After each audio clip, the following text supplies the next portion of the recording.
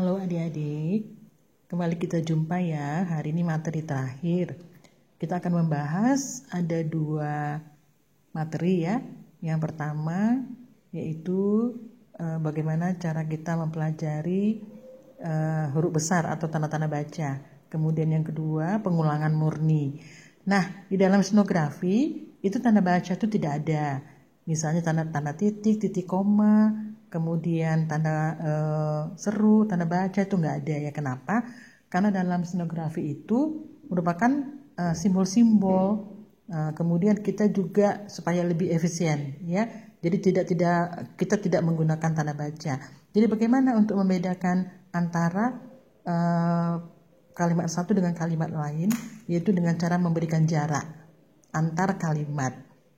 Ya, nah kemudian bagaimana caranya kita kalau untuk menentukan bahwa itu huruf besar atau huruf kecil?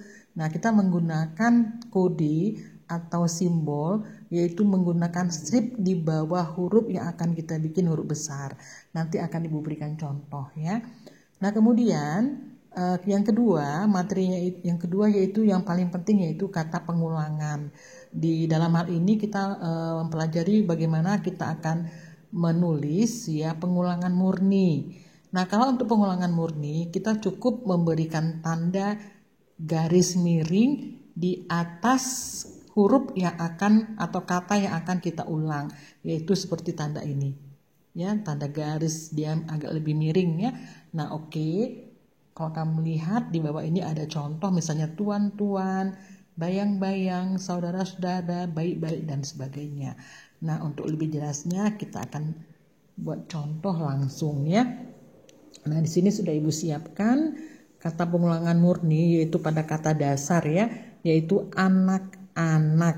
Nah, kalau di dalam Latin atau bahasa Indonesia itu anak-anak itu diulangi 2 kali.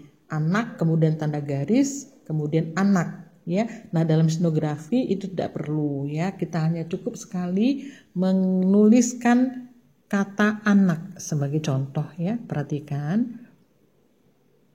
Ini anak. Ya.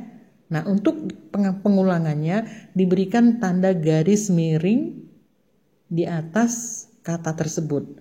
Jadi ini membacanya anak-anak. Jadi cukup sekali aja ditulis kata anaknya. Demikian juga ini ya, hati-hati. Perhatikan. Kita akan menulis hati sekali aja, kemudian diberi garis miring di atas kata tersebut. Jadi membacanya adalah hati-hati. Ya, demikian juga ini macam-macam. Demikian. Ya, kemudian kupu-kupu.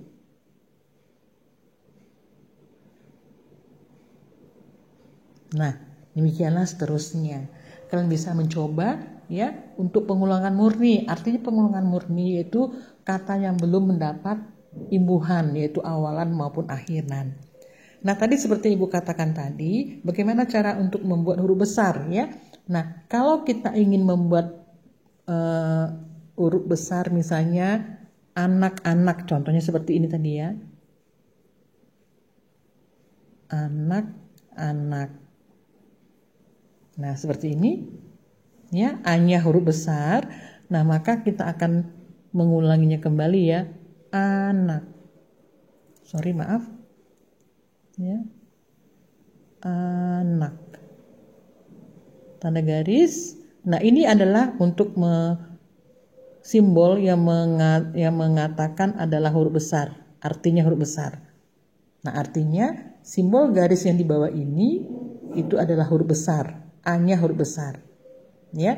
Tapi kalau misalnya dibuat garisnya itu adalah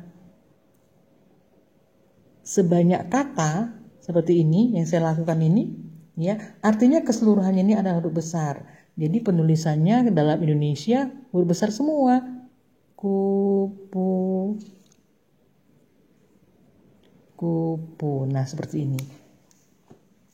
Ya, jadi kalau hanya satu huruf besarnya saja berarti dia di awal, di mana huruf tersebut dinyatakan huruf besar. Contohnya tadi seperti ini anak berarti A-nya ini yang huruf besar. Ya, tapi kalau seperti ini garisnya keseluruhan, berarti keseluruhannya ini adalah huruf besar. Oke, udah paham ya anak-anak ya? Nah, jadi ini merupakan materi terakhir kita. Ya, Ibu ulang kembali tadi ya. Kita hari ini sudah membahas tentang bagaimana cara kita untuk menulis huruf besar. Nah, dikatakan dalam stenografi bahwa tidak ada tanda-tanda baca. Misalnya tanda titik, koma, titik dua, titik tanda tanya dan sebagainya. Tidak ada. Kenapa? Karena dalam stenografi kita berpegang pada efisiensi. Ya, bagaimana cara kita menulis lebih cepat dan lebih singkat. Oke, terima kasih anak-anak sekalian. Untuk lebih jelasnya lagi, kalian boleh mengulanginya lagi. Terima kasih. Selamat pagi.